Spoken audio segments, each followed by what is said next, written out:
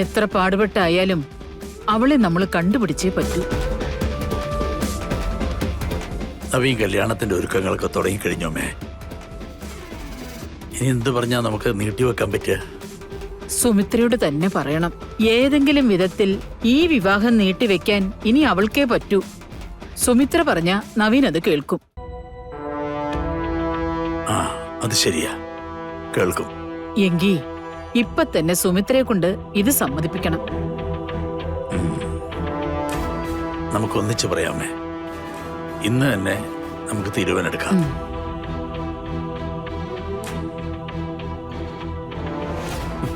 എന്റെ പൊന്നു സാറേ, ഇക്കാലത്ത് ജീവിച്ചിട്ട് പഴയ കാലത്തെ പോലെ ആരെങ്കിലും കല്യാണം നടത്തൂ?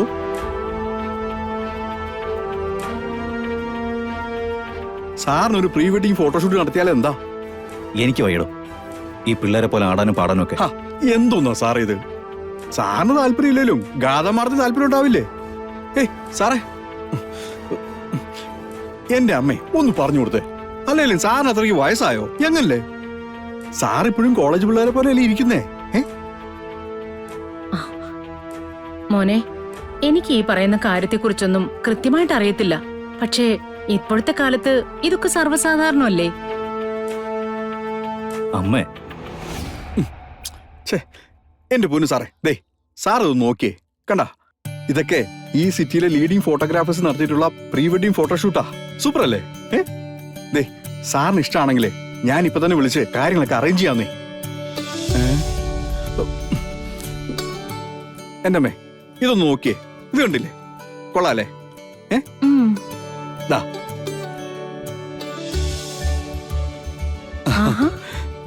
ഇത് കൊള്ളാലോ. എല്ലാം നന്നായിട്ടുണ്ട് അല്ലേ നവീനെ? അപ്പൊ പിന്നെ അനുമതി കിട്ടിയല്ലോ, പിന്നെന്താ പ്രശ്നം? അതെ, നമുക്ക് നാളെ തന്നെ ഇത് നടത്തിക്കളയാം. അല്ലെങ്കിൽ സാറിന്റെ കാര്യം ഉഴപ്പി മാറിക്കളയുന്നേ. മാണിക്കുഞ്ഞ് ഇത്രയും കാര്യമായിട്ട് പറയുന്നതല്ലേ മോനെ? അപ്പൊ ഇതങ്ങ് ഫിക്സ് ചെയ്യാം. അമ്മ തീരുമാനിച്ചോ? അമ്മ പറയുന്നത് ഞാൻ കേൾക്കാം. അതടവ് എല്ലാം ചെയ്യണമെന്ന് സാറ് നല്ല ആഗ്രഹമുണ്ട്.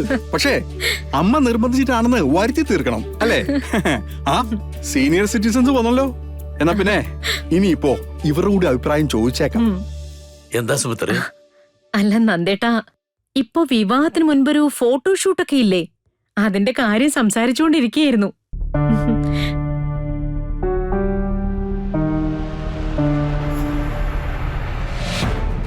നാളെ തന്നെ അത് നടത്താന്നാ ഇവര് രണ്ടുപേരും കൂടി തീരുമാനിച്ചിരിക്കുന്നത്. ഇതിന്റെയൊക്കെ ആവശ്യമുണ്ടോ നവീനെ? മുത്തശ്ശി, അതെ, ഞാൻ ഒരുവിധം സാറിനെ കൊണ്ട് സമ്മതിപ്പിച്ചെടുത്തതാ. ഇനിയിപ്പോ നിങ്ങൾ രണ്ടുപേരുമായിട്ട് അത് മാറ്റിക്കളയരുത്. സാറേ, ഞാൻ അവരെ വിളിച്ച് പറയാൻ പോണേ.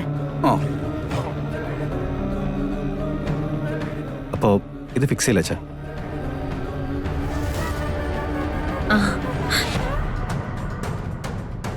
അമ്മേ, ഒന്ന് വന്നേ. എന്റെ ഡ്രസ്സൊക്കെ ഒന്ന് സെലക്ട് ചെയ്ത് വെക്കാനുണ്ട്. ഇപ്പൊ വരാം നന്ദേട്ടാ.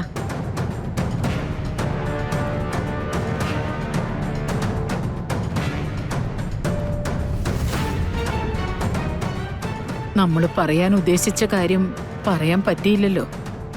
ഇതിന്റെ ഇടയ്ക്ക് എങ്ങനെയാ അമ്മേ? സുമിത്ര അതിന് സമ്മതിക്കും തോന്നുന്നില്ല. അവന്റെ വിവാഹം ഒന്നും മുടങ്ങണേന്ന് ദൈവത്തോട് കരഞ്ഞു പ്രാർത്ഥിക്കേണ്ട അവസ്ഥയായി നമ്മുടേത്.